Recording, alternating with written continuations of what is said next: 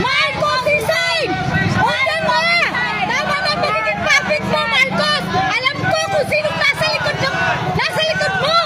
Huwag kayong magbabalita ng kasinungalingan. Huwag kayong magsisinungaling para tumulong sa isang taong masama. Huwag kayong makikiisa sa karamihan sa paggawa ng masama. Kung sasaksi kayo sa isang kaso, huwag niyong babaluktutin ang hustisya para lang masunod ang opinyon ng karamihan. Yung mga bad advisor mo, yan ang nakakasama sa'yo!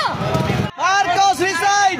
Tandaan mo ito, magiging mahirap ang mga huling araw dahil magiging makasarili ang mga tao, sakim sa salapi, mayabang, mapagmataas, mapang-insulto, masuwayin sa magulang, walang utang na loob at hindi makadiyos.